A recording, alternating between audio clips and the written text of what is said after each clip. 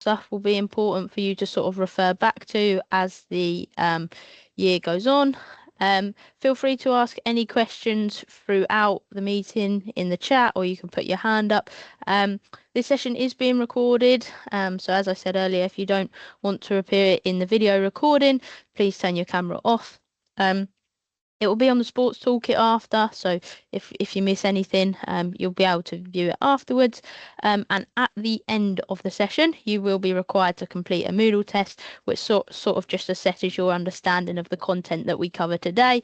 So please don't leave sort of until we've given you the link and the information on that. In terms of the training aims, so essentially what is the point of us delivering this training? So hopefully we will give you the essential guidance to help keep your members safe, supported and well. That includes both physically well and mentally as well.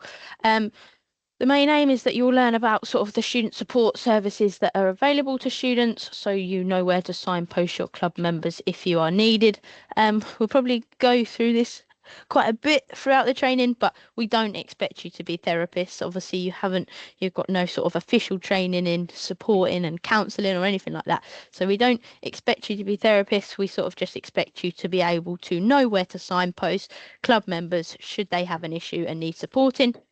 As I've mentioned, the slides and recording will be shared with you after the session, and they'll also be available to view on the Sports Toolkit as well. Okay, so just to let you know, this session includes some discussion of some potentially sensitive topics, which include mental health, sexual assault and coercion. So obviously your well-being is super important. So if you need to step away, if you need to leave the session, that's absolutely fine. No problem at all. Feel free to do so. Okay, so I'm just going to pass over to Rob now, who's going to go through the first sort of main content bit. Okay, I think probably most of you should be familiar with the Sports Toolkit, and that's located on the main SU page. And the way you find that is just going to communities at the top of the web page, and then from that find sport. And then there's a screenshot of the section that you need to find on the page, and then it's the furthest right, it's the Sports Toolkit. There's also a QR code there that would take you to that. There's lots of useful documents that could be found within the Sports Toolkit to support you in your role as well for officer, and some of that will go into the following slides. So your role, so it's a core committee role within your club. Responsibilities that you include is just supporting students with their mental and physical well-being, and that's in like a variety of different contexts. So it could be at training, during Bucks matches if you're a club that competes in Bucks, at club socials, for example, in addition to that, and you're the main point of contact for welfare concerns within the club. And your job, again, like Hannah mentioned, is not to be somebody who offers counselling or anything like that. You're not qualified to do that. But you might find yourself from time to time like signposting your members to services available to them on campus and off campus, which Harim will go into later on in the presentation.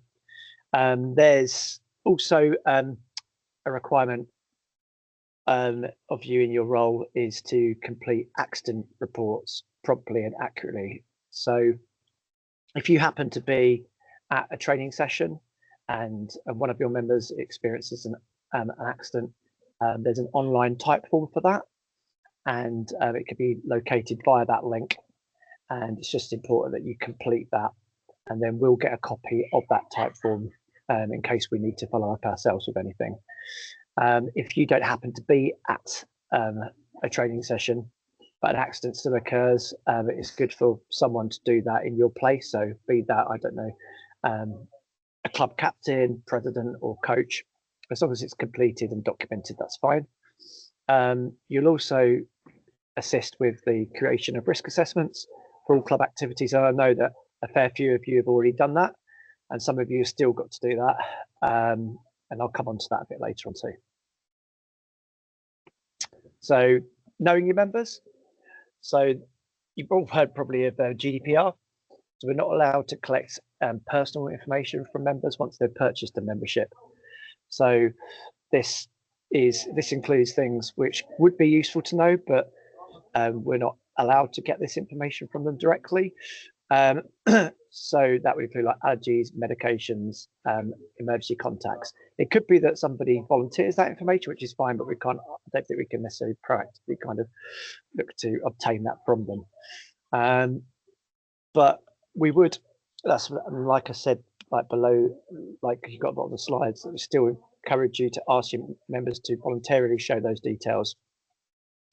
So it could be that you've got somebody who, I don't know, is asthmatic, and if they voluntarily share that, that's useful for you to know in your role as welfare officer, but also for a coach to know if they're leading a session, so you can keep a watchful eye on that person, and also kind of like remind them to use their medication and bring that to sessions, which should hopefully be obvious to people in that situation anyway. But then basically it's just like that final statement there, just important to keep in mind too, especially important for anything that could affect their safety during physical activity or events. And that might not always be like during a training session or during a BUCS match. It could be that somebody's condition it deteriorates, might be during like a club social or something like that. Insurance and membership. So every club has a social membership, which we'll go to shortly. But you need to make sure that members purchase the correct membership for your sports club, and they can do that through your webpage for your club via the Join Here section on your club's webpage. Or alternatively, students do have the option to like purchase a membership in person at SU Reception Square 4. Non-members aren't insured through our policy for injuries sustained at training or matches. So it's especially important during the Come and Try month of October that every single person who is due to attend training sessions buys a social membership, because through that social membership they'll be covered through our insurance policy if they experience an injury, for example, which they subsequently need treatment for. So just make sure that everybody has bought that social membership in the first instance, and once the Come and Try month has ended and a lot of those people then go on to buy their paid for membership, then it's just like making sure they buy the correct one. It's also important that people are properly registered. So on training registers, which I'll be circulating by the end of this week. So with attendance registers, it could be that, I don't know, somebody is claiming for an accident that happened at a training session in October, but on the attendance register, which I'll circulate later this week, there's no evidence of them ever having attended that training session. So things have got to tally. And also just kind of regularly cross-check your club memberships and who sales report and who's bought those memberships with the people who are attending training. So you've only got paid members attending training from November onwards. Risk assessments. So they need to be completed before the 3rd of October. So I sent an email out about this, I think about 5 to 6 weeks ago. And then Hannah followed that up with a chasing email, I think last week or the week before. So if your club has yet to create a risk assessment, please make sure that you send that over to blades@essex.ac.uk before the 3rd. Just signpost your members to where that risk assessment is located online, and that will be on, again, your club's webpage. You'll have a series of tabs at the top of your club's webpage, and I think the one furthest to the right is risk assessment. And if they click on there, they'll be able to read the most up-to-date risk assessment. It's obviously important that all committee members, not just the welfare officer, is familiar with the content of the risk assessment for your club. If you happen to have an activity which you're doing, which takes you away from your usual location, you must complete an additional risk assessment. So an example of that might be for anybody here whose club is due to participate in an activity during Freshers' Fair, a requirement that we need from clubs before they can do that is that a risk assessment is completed. Finally, for that, just for like large scale events, so it could be that, I don't know, in the past we've had the football club who have run football tournament on the AstroTurf. It's for those sort of events we need kind of further notice, and if there's a big event planned for the squares, kind of work into about 4 weeks notice.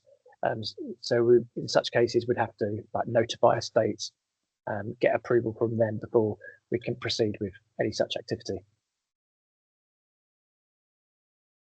There is help available to you through the toolkit that I referred to earlier, and when completing your risk assessment, there's a guidance document which you will be able to find online through that resource, which can assist you in completing your risk assessment.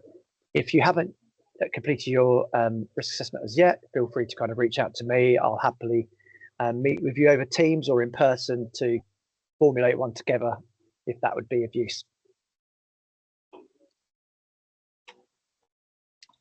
So Thanks, Rob. Hannah now. Thank you. So the next thing we're just going to go on to talk about is spectator behaviour then. So everybody taking part in your activities obviously deserves to feel safe, respected, and sort of free from any abuse or discrimination. Every year we have an issue with spectator behaviour, unfortunately, typically usually at a Bucks match. We quite often, well, not quite often, but in the past we've sort of received complaints from other institutions that perhaps their teams haven't felt welcome here at Essex during Bucks fixtures, which is obviously super disappointing, and something we don't want. We want any opposition that's travelling here and playing fixtures here to feel welcome.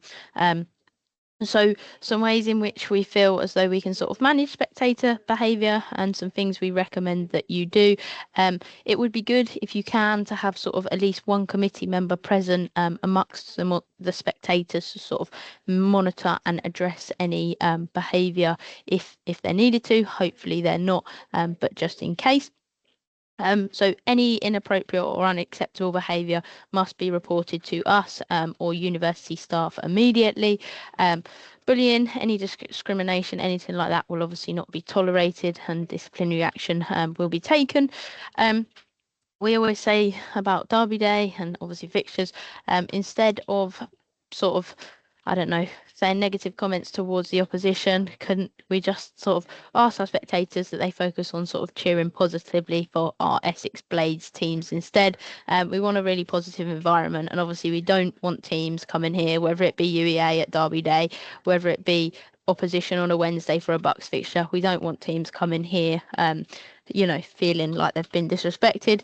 It's extra work for us because obviously we then sort of get on the team's case to sort of say, well, you need to apologise, and if we can just avoid this, that would be much better. Okay, so the accident report form then. So Rob spoke a little bit earlier about the sort of role of the welfare officer and how that relates to the accident report form. So in previous years, the accident report form has been a physical form. We haven't had sort of much, which you could say is a good thing, and we haven't had many sort of returned and completed to us. We've now made it a digital form, so it's a type form now. So hopefully that will be more accessible if you're at a training session, if you're on an away Bucks fixture, if you're at a Bucks fixture home at the weekend or anything like that. It can be on your phone and you can complete it there and then. Essentially, when to complete an accident report form. So if the accident has occurred at a Bucks match, at home and an SRES first aider has dealt with the incident, you aren't required to complete an accident report form. And the reason for that is when the SRES first aider has assessed the situation, dealt with the situation, they would have completed their own separate form. So we have all the information we need if the SRES first aider has dealt with it. However, let's say, for instance, we've got a baseball fixture at the weekend, a member of your team has been injured, and SRES first aider obviously hasn't been there to deal with it. You'd be relying on Essex sports staff. We would then ask that you complete an accident report form. Once you've submitted that, it comes to us. We'll then have all the relevant information we need. We can check up on that individual, make sure they're okay, and it's for insurance purposes as well. So we've got all the information if they were to sort of claim on insurance or anything like that. As Rob said, type form can be found on the sports toolkit under the health and safety and wellbeing section. It's also hyperlinked there. It's 20 questions, so I'm aware that when you sort of first open it up, it might look a little bit daunting, but the questions are very, very short to answer. It's things like location of incident, your name, individual that's been injured's name, date of birth. It's all personal info. So it's got 20 questions, but they're all short answer questions and shouldn't take too long. We've tried to make it as concise as we can, so that it's easier for you guys to sort of complete, but we still do require a certain amount of information. Cool. Okay, so the next thing we're going to go on to talk about then is sort of a serious accident and emergency procedure. So obviously we hope you're never in this situation and we hope that you don't ever have to deal with anything like this. However, if an accident or emergency does happen on campus, so let's say during, I don't know, a Bucks fixture, a training session, a performance, anything like that, the first thing you need to do is obviously ensure safety for the individual. Don't move the casualty. Obviously, if it's absolutely necessary and they need moving, then move them. But in most instances, we would sort of recommend that if they don't need moving, please don't move them. If it's on campus, and the next slide will go on to talk about off campus, but if it's on campus, you must first contact security.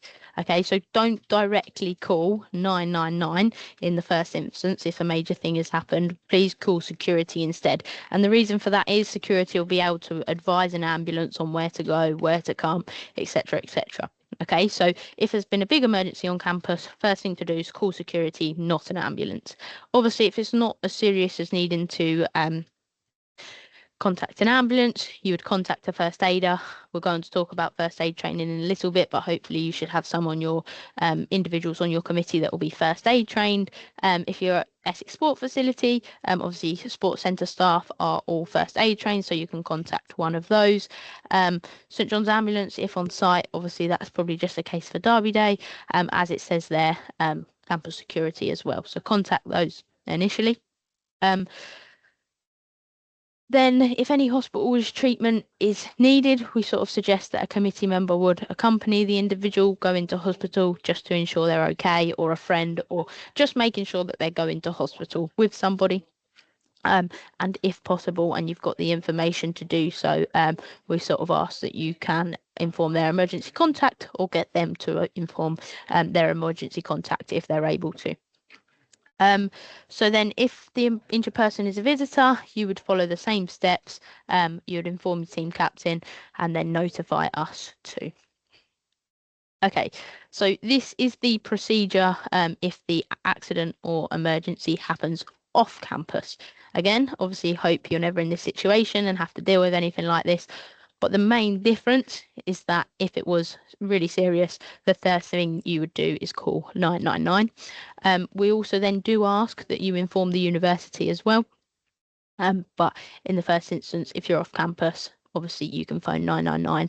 All the other stuff is the same, things about hospital treatment, stuff like that. I will just say, and we've had this a few times, if you're at a Bucks fixture, an individual needs to go to hospital, and obviously just by themselves or with a committee member, but not by ambulance, you can get a taxi to do that and then claim back the costs. Usually we say we don't authorise any taxi journeys without our sort of permission, but if the individual is going to the hospital, then we will pay for the taxi. Well, you'll have to pay for the taxi in the first instance, and then you can claim that cost back through the expensing system. So that's All good. The next slide is just about first aid training then. So hopefully you would have received the communications from us so far about the first aid training sessions. So we do ask that 2 committee members for every sports club are first aid trained. If you've already got your first aid certificates, if you've already got 2 individuals that are first aid trained, fantastic. Don't obviously need to attend any other sessions. All we ask that you do is share your those individuals that are qualified certificates with us, just so we've got it on record and we know who is sort of first aid trained for each club.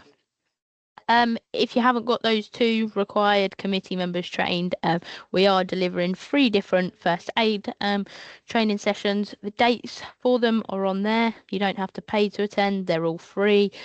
So the hyperlinks will take you to the What's On page on essexstudent.com, or if you just go on essexstudent.com, on the What's On page, if you type in first aid, they'll bring you up, and then you just need to book onto the session that way.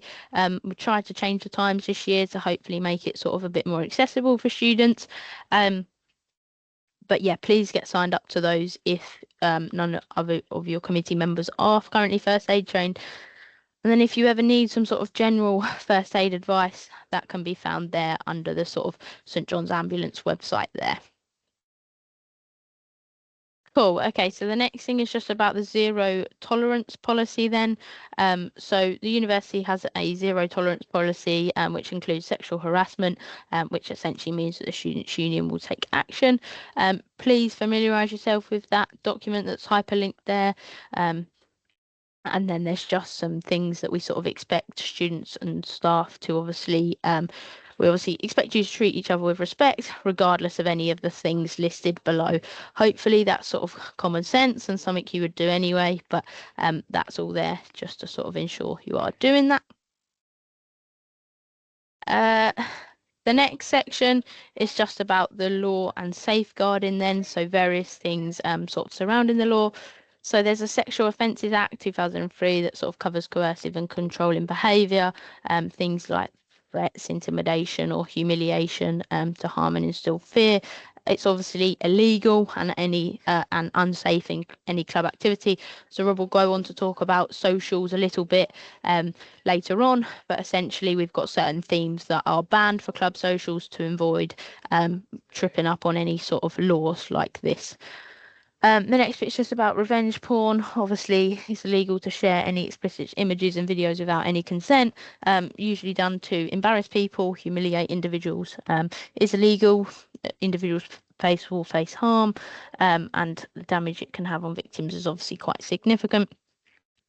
What to do if you witness any of this. So if you witness any of these behaviours, please report them immediately. If you experience them, support services are available, and Harim will go on to talk about support services that are available a bit later on too. Okay, so I am going now to pass over to Harim just to go through the sort of support services that are available to students on campus and where you can signpost your members to. Hello again. So before I start talking about like official websites and everything, I just want to let you guys know that we work to support you all and we want you guys to feel comfortable with this. So if you've got any ideas or if you just want to talk about anything or anything's bothering you, please come to us and talk to us. Now coming to the slide. So LG or LG, however you wanna pronounce it, it's a really useful guide for supporting someone who may be struggling with their mental health. So A stands for approach, assess, or assist. And if you notice that something's off or someone's not like looking good, just reach out to them and maybe start with how are you doing or are you doing good or something like that. L stands for listen non-judgmentally. So give the space to the person to talk. Don't interfere. Ask them if they like want us to listen or if they need an advice from us. You just don't need to fix it. Remember, you're not a therapist or anything.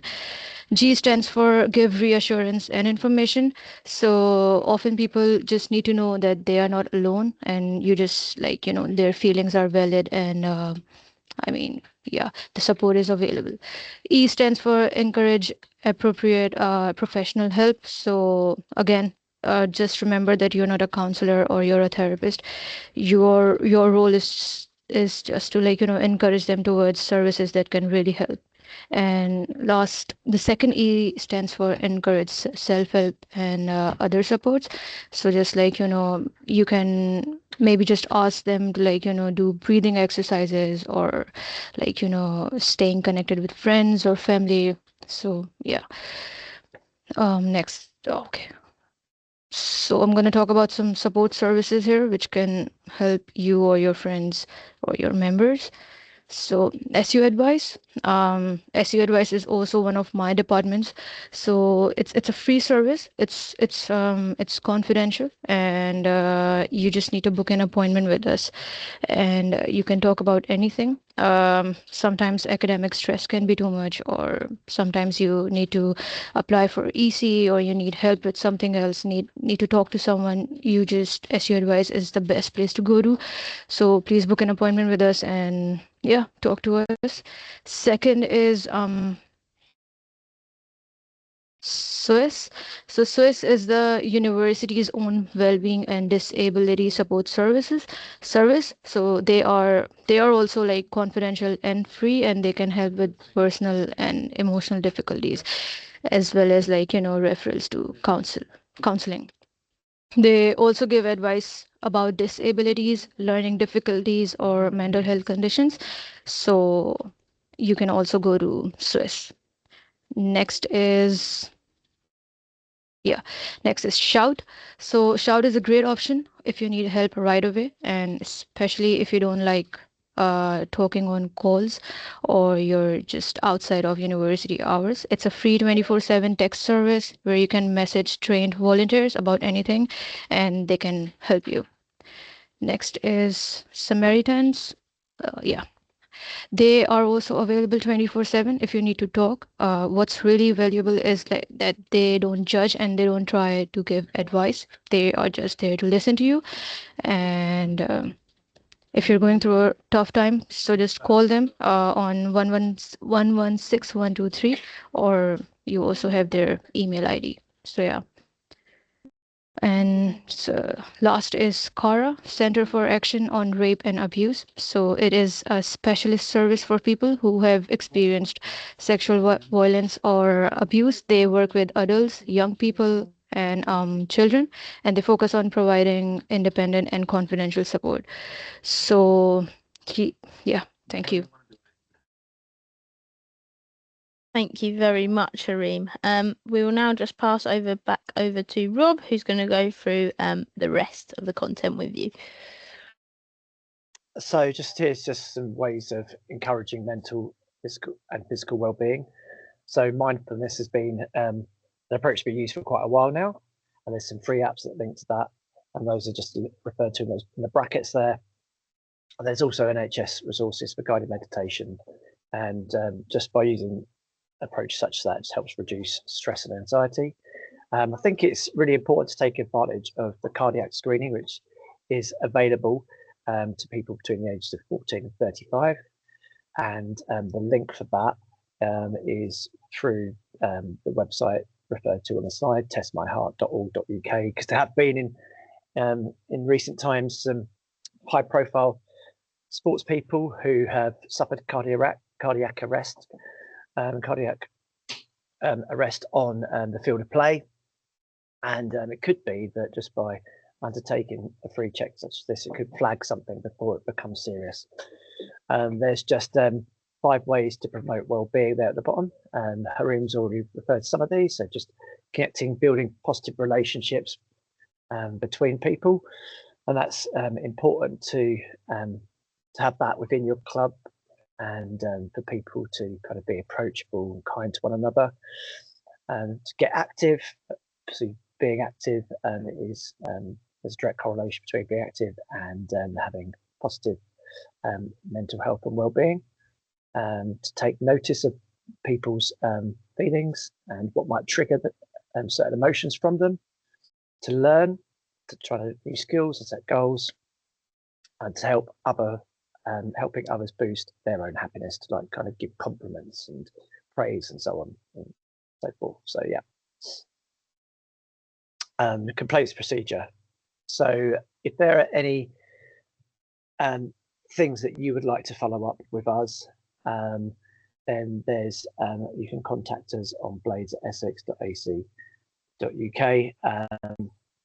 If that could be like things that have been disclosed to you, or complaints within your club, and we're just here to kind of support you along the way with that.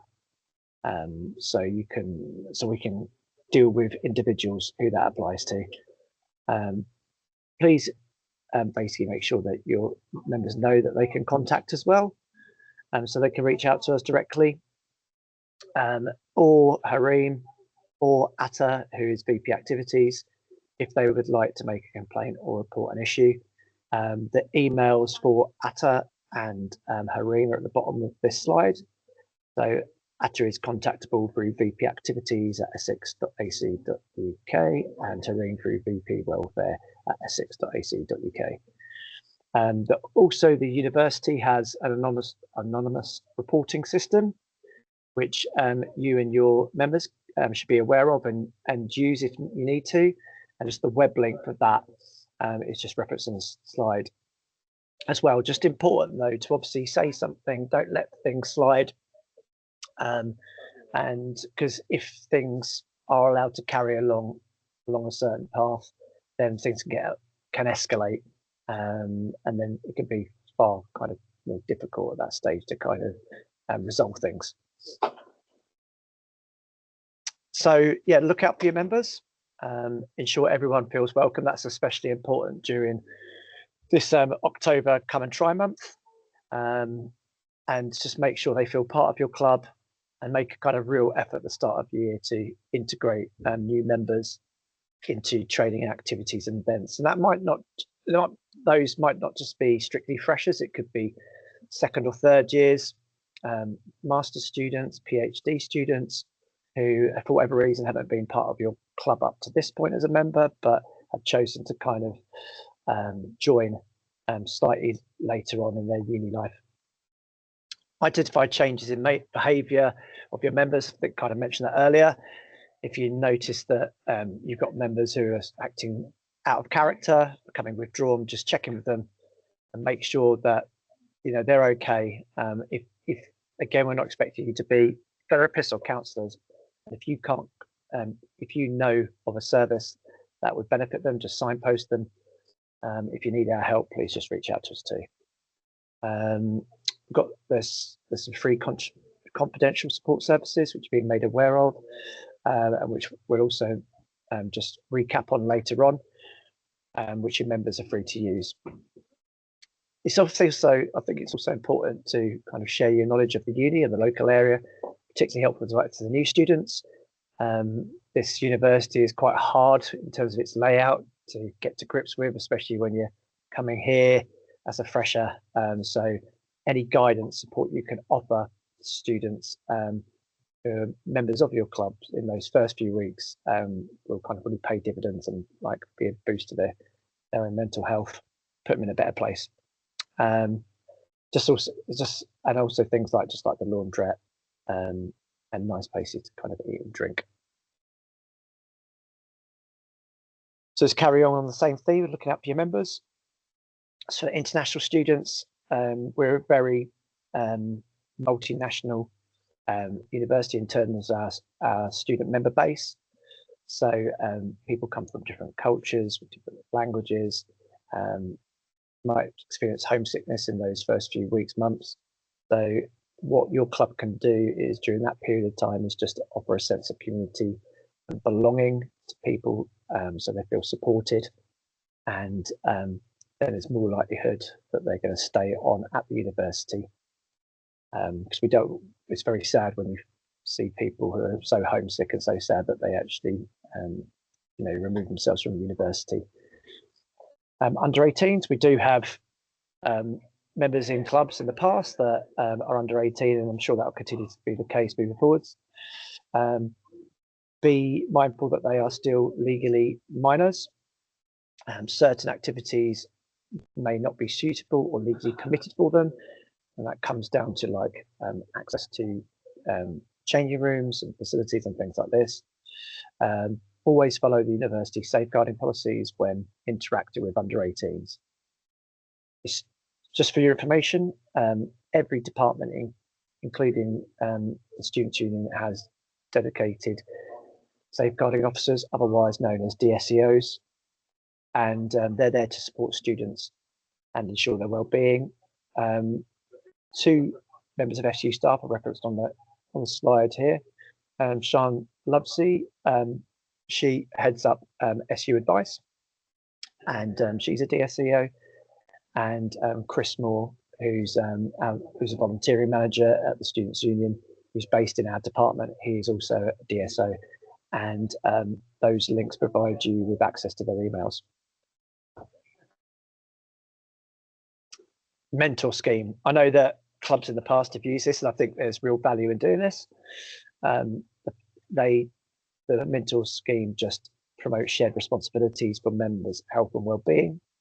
It's there to offer peer-to-peer support and to help build those connections and to ensure your club is inclusive. I think where it works best is when this scheme is kind of set up and applied in term 1. You typically have in such cases kind of executive committee members or senior players paired with first or second year students. It could be 1 to 2 first year members, beg your pardon, because it could be that you have like it's to get greater reach that you have 2 people per member, because otherwise you kind of there might be some people who really benefit from that scheme that would miss out. Ideally, kind of pair up people on shared interests. That just helps build those connections. Those members should support the people they're assigned to through club involvement. So it could be that you've got a member who's really anxious and doesn't want to kind of arrive at training on their own. So it could be that a mentor which has been assigned to them meets them at an agreed location beforehand and then accompanies them to the training session so they feel more at ease. Also can look out for them at socials, help them just generally like with academic life. It could be kind of like finding a room that they need to be for a lecture, but and also just generally helping them settle into university. There's clubs who've used this scheme in the past have kind of met with their people that they've been assigned to once or twice a term, just to kind of check in with them. That could be done virtually or in person, and just kind of looking to see how the first years are settling into the university, ensure they know the support systems available to them.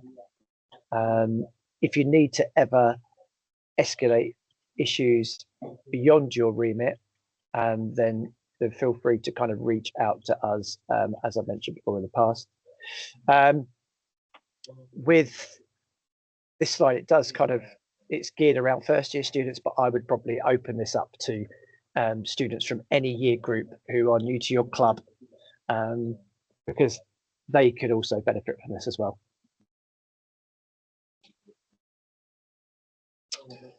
So moving on to socials now. So for people to get the best out of socials, they need to be safe and inclusive, and try to welcome all members at your socials.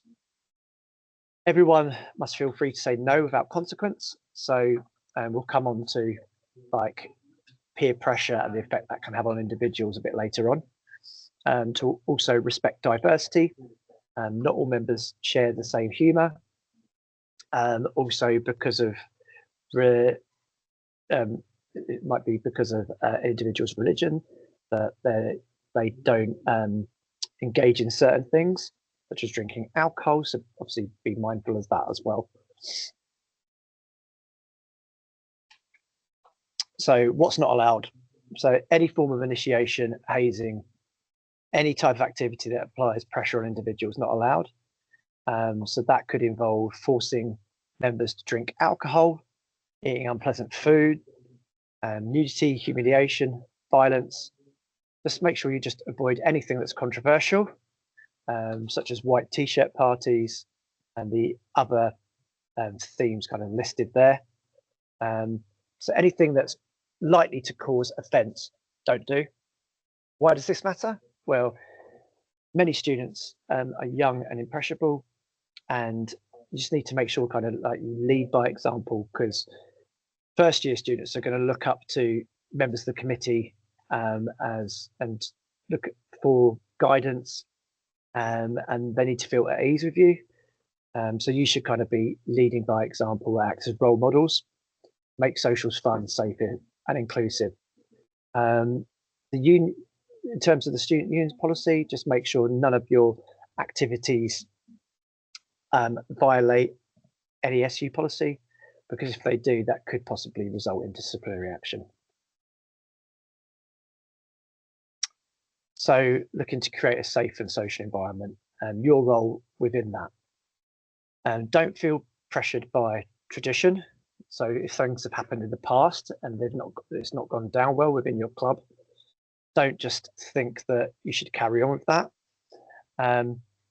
If it's harmful, it isn't normal.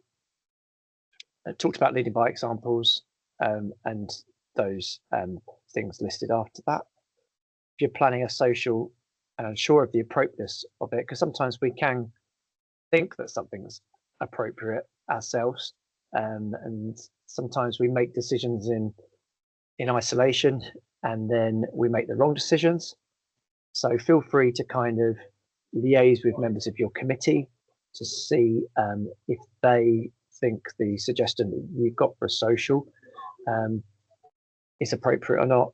And if you're any doubt within your committees, just please reach out to us for advice and support, because we can let you know whether it's a social kind of worth pursuing, or if it's likely to cause upset and possibly bring you into like odds with any SU policy. So additional support, I think some of you might be aware of this already. So Ask for Angela has been around for quite a while. So anybody who's feeling safe or vulnerable at an SU venue, they can just ask a member of staff, Angela, and this acts as a code phrase, which alerts staff to the fact that there's an issue. And this might then result in possibly a member of staff within a venue reuniting an individual who's upset with a friend. Might involve them offering additional support, such as seeing them to a taxi or calling campus security. We've also got security staff employed by the university who work around the clock, 24 hours a day. They're located on Square 3. I think most of you probably know where they're based, and they provide face-to-face and phone support. And then you can contact them about a range of different things. The SU shuttle bus is a service that's underutilized, and it's something that we'd like you to make your members aware of. So if an individual is not in a fit state to make their own way back to their accommodation, they can make use of the shuttle service. And it also provides transportation around the local area. There are 3 different routes, and through the link provided on the slide, you can find out where that shuttle bus offers drop-offs at.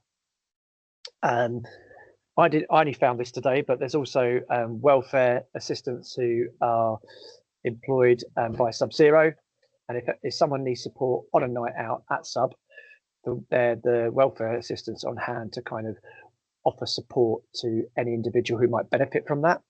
There is a welfare room which they can meet people who benefit from that service at. When we have we're just trying to ascertain where that room is exactly.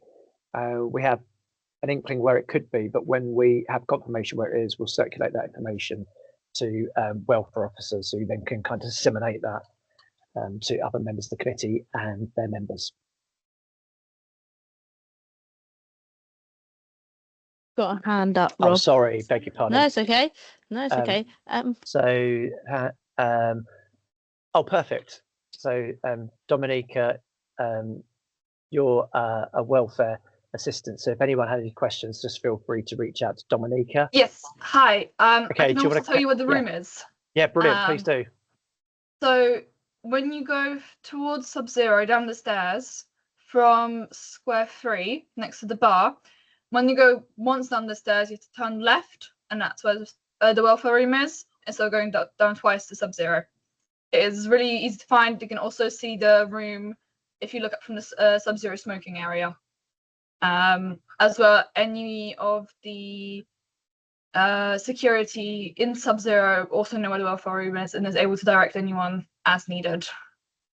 We take care of people. We are able to give out free water to people who are drunk. We are able to take care of people if they are drunk. Any also mental health crises, we are trained to deal with them. Any first aid issues, we are also trained to deal with them. We are able to take people to hospital as needed. We've only had very few cases of that happening, but we are able to do that. We are able to advise on some medical issues, not all, but if we are not able to do it ourselves, we do ask for managers. We are, in general, there are 4 friendly staff who are happy to talk if you just need a break. But yeah, welfare is open to everyone, and anyone is welcome, even if they literally just need 5 minutes break from all the noise of Sub-Zero. It can be overwhelming, so we are there to talk, and if we feel that you are sober enough, we are able to let you back into the club. Thank you, Dominica. That's amazing. That's enlightened me a lot too, and that sounds a great service that you offer. Out of interest, Dominica, are you permanently based in that room, or is there a presence from the welfare assistants within Sub-Zero itself? So during the ticketing in the queues, welfare officers will be kind of on the lookout for anyone who's a bit too drunk to go into sub, but we also make sure that the queues and everything like that is in check. So you will see us sometimes checking tickets, sometimes in the ticket booths. So we are kind of around during that time. Other than that, we are only based in the welfare room, but our managers and all security and all our co-workers know where the welfare room is and is able to direct anyone who needs to go there. Perfect. Sorry, to ask one more question, because it's just good for my knowledge and other people's too, is when you're in the queues, are you easily identifiable as a welfare assistant? Do you have like a high vis on or something like that? So we do wear yellow shirts that say Sub-Zero, and our shirts do say welfare at the back. But anyone in a yellow shirt is able to direct people to the welfare room is. Amazing. Thank you so much. Thank you. That's really, really useful. Thank you for sharing. So any questions? So it's just before, there will be a short quiz for you to do in a moment's time, linked to the content of this presentation. But if you have any questions now, please feel free to kind of speak up, put your hand up, or drop something in the chat. So I'm just going to give it a kind of a minute or so just to allow people to do that.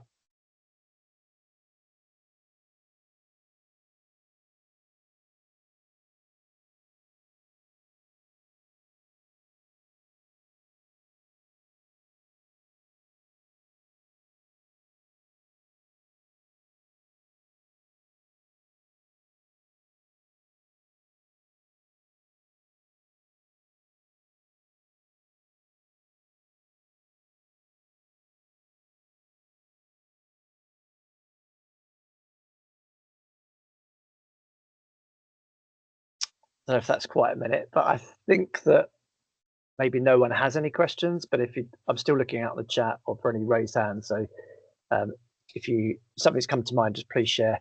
On the next slide, there'll be more information about the Moodle quiz and how to access that. So with this quiz, it's out of 18. You need a pass mark of 14 out of 18 to pass the quiz. The link is being placed into the chat by Hannah, so thank you for that, Hannah. If for whatever reason you can't access the quiz, please let us know and we can enroll you. Feel free to kind of like to leave the call if you have no burning questions, as we'll be like ending the session in a few minutes. We'll probably like stay on till 3 o'clock and then we'll end the call if no one has any questions. If no one does, come 3 o'clock. Thank you ever so much for attending. Really appreciate it. I hope you learned something. And yeah, thank you in advance for carrying out what's a really important role as well for officer, alongside obviously any VPs who might be in attendance. Okay, thank you.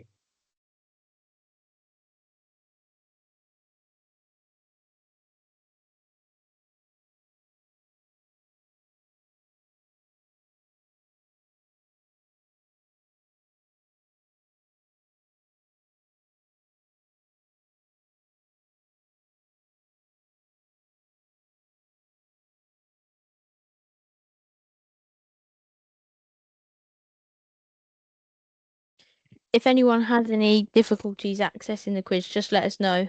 We can just sort of manually put you on. So as Rob said, once you've got access, feel free to leave. But if anyone's having any trouble, we have had it this week. A few individuals have had a few issues, so just let us know if you can't get access to that welfare quiz. For those people who are still in the room, just had Dominica just drop something into the chat about asking students to fill out surveys, about asking for emergency contacts at allergies, health issues. That is fine to do. Hannah's put a reply to that in the chat, but you can't force someone to do that, but you can have that as an option.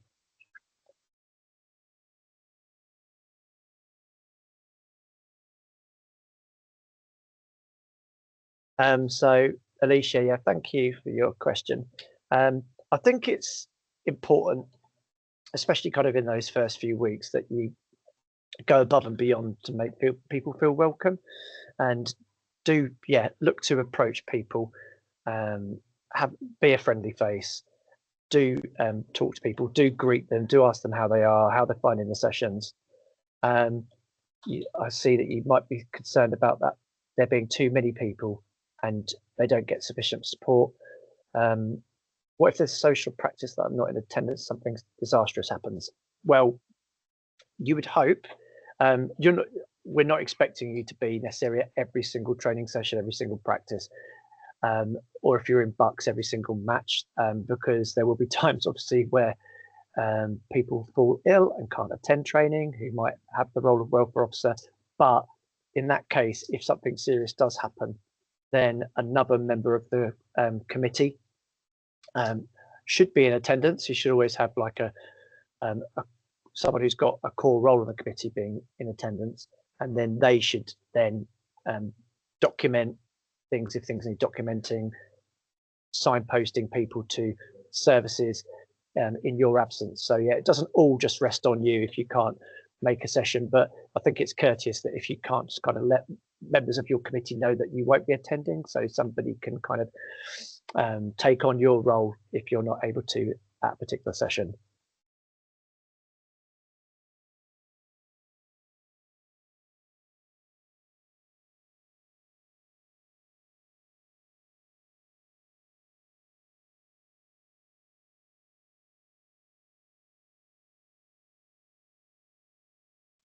Has anybody got any more questions at all? I'm aware that there's a couple more of you left in the meeting. We're going to end it. So if you have got any questions, please let us know.